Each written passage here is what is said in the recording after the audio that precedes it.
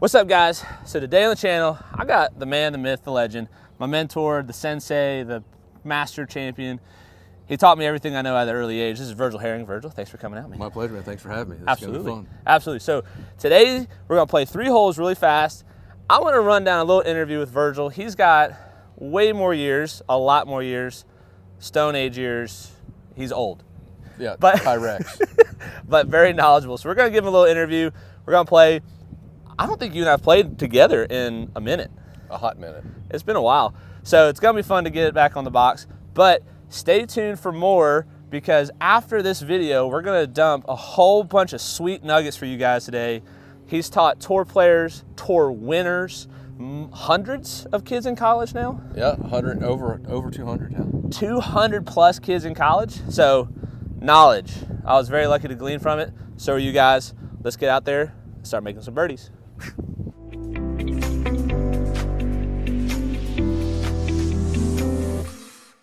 Indian Hills, first hole, fairway, a little green over that way. Virgil Herring has elected with the diesel. The green might be a threat. Where is it? Straight ahead. Oh, straight ahead? All right. He don't need to know where it is. It's going there.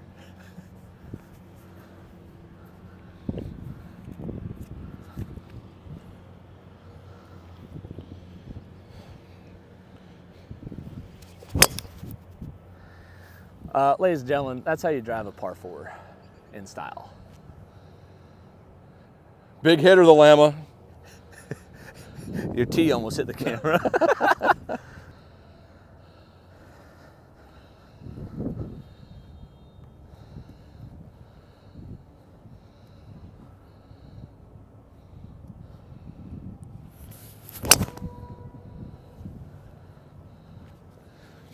Nice. A little spinning, but she'll play. Yes, that's right. Mr. Herring, how did you get started teaching? Well, when I found out that I wasn't quite good enough to play for a living, my dad was a coach of everything that I did, and I just actually got lucky enough to figure out that I'm a coach at heart, and my interest in helping others was greater than my interest in making myself better. And that's really the impetus of the whole thing, was the fact I love to help people. Yeah, I find that a lot of coaches, you know, in your shoes are solid players, but it was just kind of like a little bit, well, let's just say not enough putts made it. But then you have such a passion for the game, you just can't get away from it. Yeah, I think that certainly there are a couple of things that I wasn't wired for. One of them was I wasn't wired for the anxiety of the pressure that I put on myself. And then I also, the hole got a little smaller when I putted. When everybody else putted, it seemed like the hole got bigger, but when I putted, it shrunk up a little bit. But at the end of the day, I'm blessed because I actually know that I made the right decision to be a coach. And I've coached some really great players, and it's what makes my heart full, is to know that I know I don't hit a shot for any of them. I certainly didn't hit a shot for Brant Snedeker. But the fact that I helped somebody get to number 6 in the world, it's a pretty good feeling to have, to know that what little bit I played in it made a big difference. That's awesome. All right, we gotta hit our approach shots. You hit it to like 50 yards. This is crazy. 91 yards, back pin. I'm gonna play like a little 85 shot here just to keep it under hole. Give me a little bit of room in case I nuke it, because I got pretty decent lie, but it's on a little bit of a downslope, so we don't want it to jump off too fast.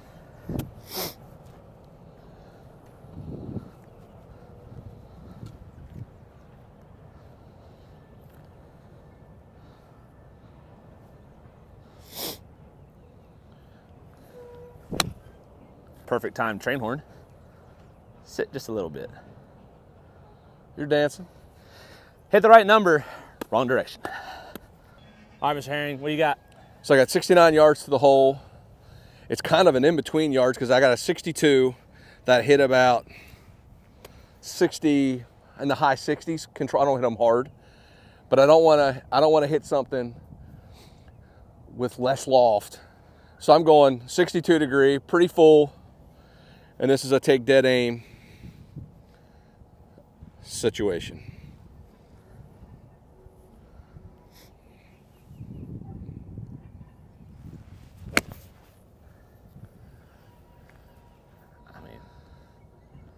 Just absolute dart.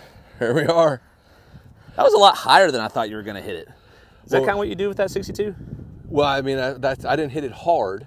It would go much higher, but it's 62 degrees aloft. So, I mean, it's going to go up in the air. I could have brought it down, but without knowing the firmness of the greens, I chose to take on more of a direct route.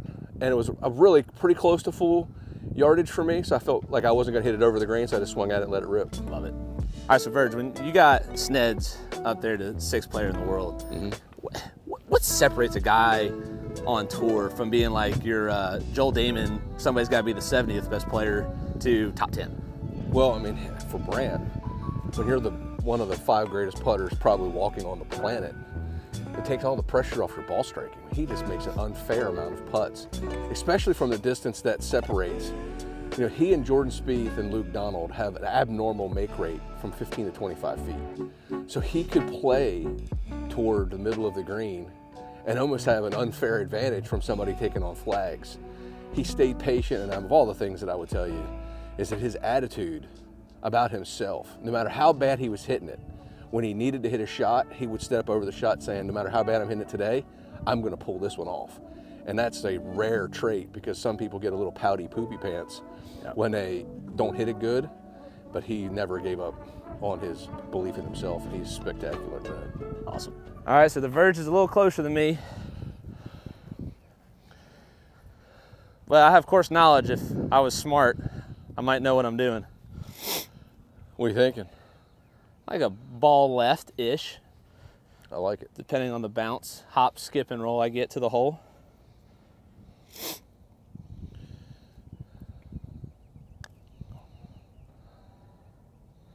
Or pull it a ball left of that and go dead straight. Yep. But easy money par. Easy money par.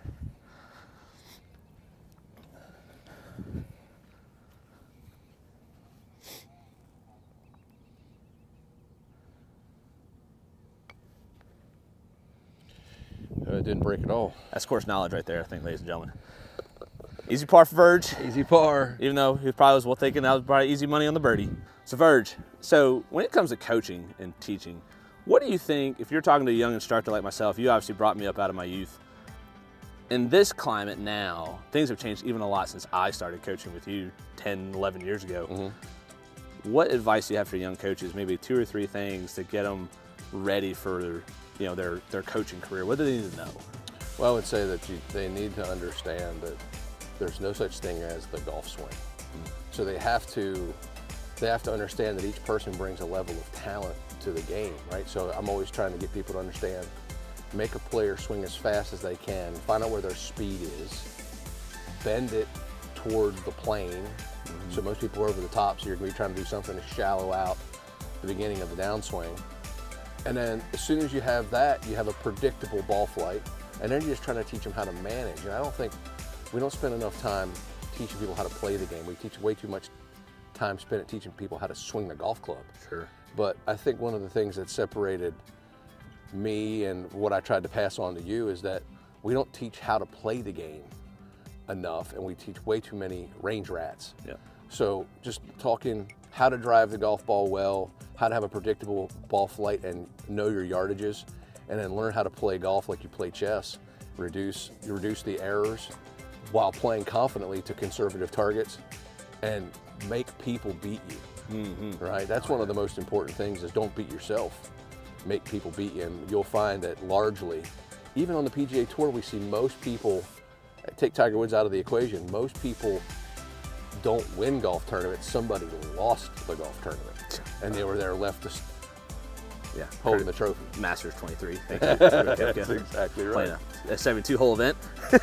That's right. Awesome. All right, guys, so we had to play a little bit of musical golf holes. You know how it goes out here. So we're on 4 here at Indian Hills. Virg, this is your classic risk-reward hole. You can literally hit any tee shot you want. It's about 340, 350 down to the green. There is a tree that blocks you at about 60 yards out. You got driver in hand, I got 300 in hand, just to kind of show maybe a couple different strategies, choices, right? I think in this scenario, and you tell me, the decade card would just kind of say, full send. Full send, right? Driver, no trouble on either side. Yeah. Is that kind of the model you take? 100%. But I would tell you to never hit a shot you don't feel comfortable hitting. So if it says driver all day, but you don't feel good with your driver, you overrule Decade on that particular situation. Right. Now, I'm a huge Scott Fawcett fan. I know him well, and I know his strategies and all of that. But at the end of the day, you are still the CEO. Right. You still have to make the decision, and the decision would be, if I'm driving it good, I'm hitting driver. But if I'm not, there's no reason to take unnecessary risk when, heck, you could hit 2 8-irons here. Right. So I think this is a great hole for a lot of you amateur golfers out there that on this setup, the worst thing you could do is put yourself in a play where you make a big number. So like Virgil said, it's an 8-iron hole, heck, probably even a 6-iron for some of you. Yep. If that's what it takes to not make 5 or 6, do that, because if you're chasing a number on the scorecard, that could be your safer bet. 100%. All right, let's send some tee shots here. We're gonna go with the new 3-iron, by the way. Oh no. Set. That's what happens when the safe play goes bad.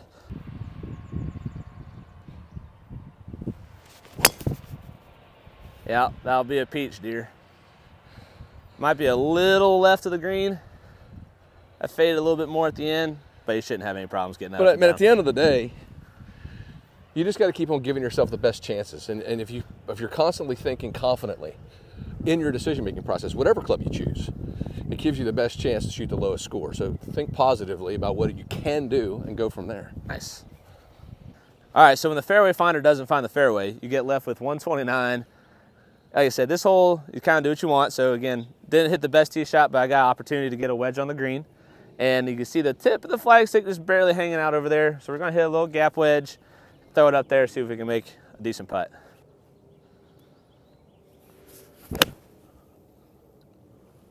Good one.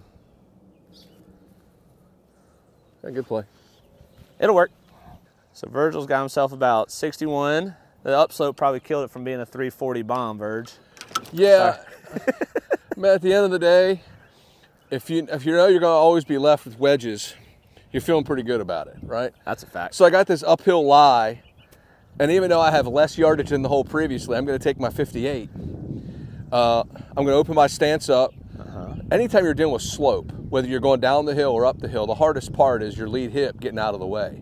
Right. So I'm going to open my stance up. I'm going to take my 58, but so opening my hip allows my trail side to push through the shot, because it's really difficult setting up square, especially when you're 50, to get out of the way. Any ball position change or still about the same? Let me feel that. It'll move back just slightly. Okay. And this is my 100-yard club, so I do fractions, because I'm 61, so it's like 6/10. Yeah. So if half is here, yeah, I'm just going to take it back to about right here, just a little bit past halfway back. And I would like to be starting it at the flag and it fall left, because I want to putt uphill. Fair enough. So do it.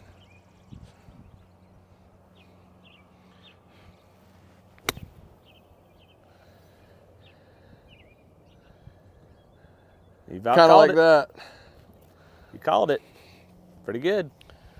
All right, so I didn't quite make it to the green, but given how thin it is, I'm going to elect to putt my way up to the hole. Some of you out there might like to call this the Texas wedge. Gonna aim for about the camera. See if it'll break in there for me. Just a hop, skip, and a jump away.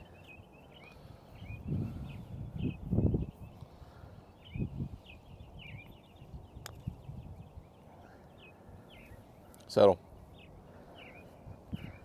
When the appearance of half your green is dead, you don't really know how to pace it, Virg. That's exactly right. So I got what appears to be about 18 feet up the hill. Looks like it's going to fall just a fraction to the left. That's a good read. Once again, putting is mostly speed. If there's anything that I've worked hard on in my last 5 years, I'm putting better than I've putted in a long time, is I don't really worry about my line as much as I just try to hit 18-foot putts 18 feet. Do it. Oh. Whew. Hop, skip, and a jump. Just got to make some of those. Oh. And that's never happened. What, you leprosy? Yes. Or missed it to the left? Son of a gun. So Verge, obviously it's kind of hard to putt when here in Tennessee the greens are all looking a little rough, but the strategy seemed to hold true. I mean, you hit yourself a good little spot there. So when you look back on those kind of scenarios for an amateur golfer and they have to like look at their stats in the round, they're going to see the 3 wiggle, but it's from a makeable range, we'll say, not a high makeable percentage. Yeah.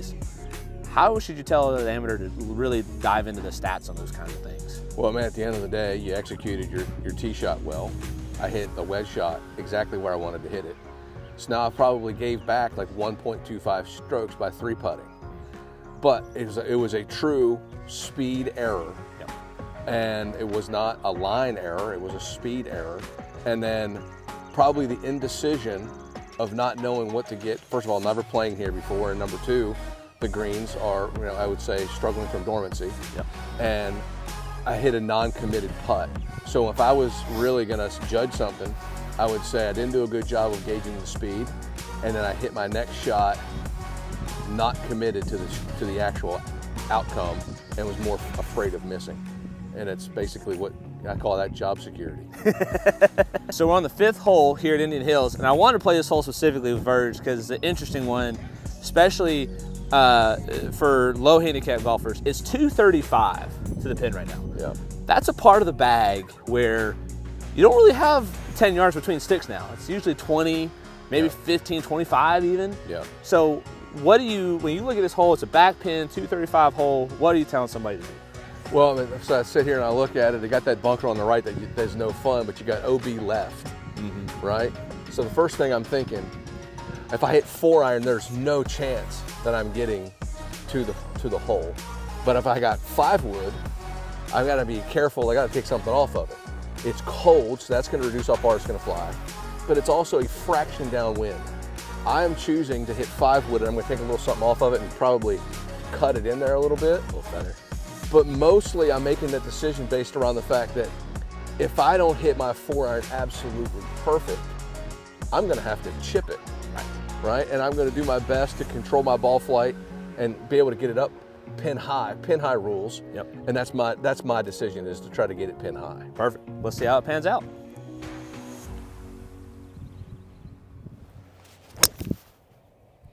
Kind of like that. Wow. Way to stand in there and hit it. Oh, freaking 20 yards too far. Virgil has started a workout regimen program that he's going to be subscribing later on. Oh, man. Hey, did you sure you didn't grab the 3 wood? No, it hits the 5. Son of a gun. All right, so kind of similar to Virgil's case, 235 is almost a perfect 3-iron for me. It's a new 3-iron, so I'm not confident in the yardage. If I don't want it to go on a par 3, I don't tee it up and I let it come off the grass. So that way I keep it a little bit under the number. Yeah.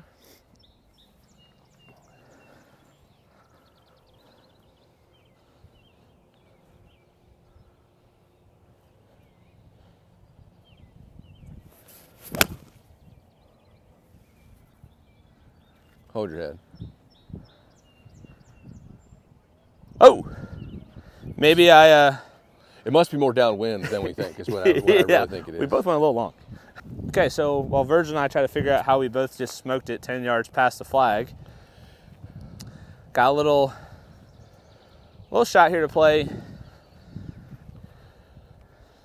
Just gonna try and throw this onto the front, maybe let her bleed. A little firm. Caught it too clean. Worked out good though.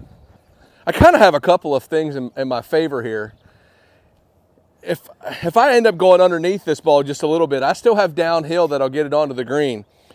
So this allows me to feel a little bit more comfortable because I feel like I can hit this close 2 ways. Hit it perfect, or it turns into like what would be considered a chunk and run because it's downhill. Got my 62, open in the face a little bit.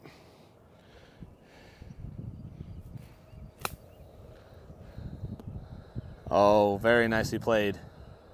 I don't want another one. I'm not gonna make the man who has leprosy putt that. It's my handicap. All right, so I left myself about, I don't know, 7, 8 feet. Apparently Fitzpatrick went 64 for 64 at Harbortown from this, inside of this distance. So that's a fun stat, in case you guys like to hear stats.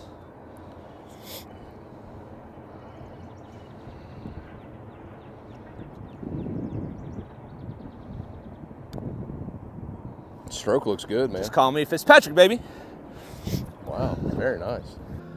So we talked a good game on the par 3, and then there was apparently a variable that Mississippi State didn't teach us in our mathematics classes that we forgot to add or subtract, as we both yarded the green on 2 well-struck shots from a 230-ish pin, which I don't know what to tell you there, Virgil. Then we put ourselves in a hard spot, but we both got it up and down. Well, I would tell you, first thing, you can tell how much more the wind's blowing from here than it was on the tee box. And that's one of the elements of the game that makes it, that's what makes golf, right? Is like you feel like, maybe it felt like 5 up there, but it's definitely more than 5 down here. Yep. And that would have still probably not made me change my shot selection, because 4-iron would have to be full smoke for me to even get it on the front of the green. This gave me a chance. I still made par, so the strategy worked. So at that distance, going to the longer club to swing a little smoother, maybe keep the ball flight a little straighter, pretty good strategy for the amateur golfer out there that has to play a long 3. I mean, they're probably hitting hybrids and 5-iron stuff like that more than we are on par 3s. For sure. So is that something you would kind of coach into your 15 handicap? Yeah, I'd probably fall into something that Tom Watson told me, which is on the longer holes, take 1 more than you think you need until you prove yourself right. We just did there, right? And we just did, right? But like, it very rarely happens where you take the longer club and hit it over the green. But more times than not, I mean, the studies even show that tour players, if they're going to make a mistake, they miss it short. Right. So club up, swing smoother, and try to get to that balanced finish position instead of that ferocious lash at it. And balance and speed kind of come together. Well, and that's kind of how I felt. You were talking about hitting 4-iron, and that was the initial number I had in my head. And then I was kind of sitting there going, that's at most a 220 stick, right? And looking back, maybe I could have hit it if I hit it that good, but I know I'd have to hit it, like I'd have to hit it good for it to be a good shot, and that's a hard place to play from. And I would tell you one of the subtle pieces mentally, right, is that when you hit the ball over the green, you've overperformed compared to your expectation. Fair. When you underperform, hit it short, even if you hit it really perfect, deep down in the subconscious, your brain just went, I'm not as good as I think I am. Where back here, I hit that shot, I mean, I absolutely hit a perfect cut 5-wood. And I'm like, I'll hit it over the green. I'm like, man, I know it's not on the green and I got work to do, but I'm better than I thought I was on that shot. Yeah. And that really, how you think over the long haul, much we talked about earlier about Brant, I learned a lot from him about how to think positively and stay positive. And one of those is like, I outperformed my educated guess, and that makes me feel much more confident about my game. Yeah, no, that's all great stuff. So hopefully y'all took a few nuggets away from this video. I had a great time playing with a mentor of mine. We got to play a few holes. We got a bunch more stuff coming through the pipeline here today for you guys, so make sure you stay on the lookout on the channel. I'll link all of Virgil's information below so you can find him. He's in Nashville, right? And so he's another great guy. You've probably already heard him on Golf Channel, all the other fun stuff, but I'll have it down there for you so you can find him. And stay tuned, because we're about to go shoot a lot of what-if scenarios on the golf course to help you guys get out of trouble or help make better decisions so you can shoot a better score at the end of the day. So, Virg, thanks again, brother. My pleasure. Appreciate it, man.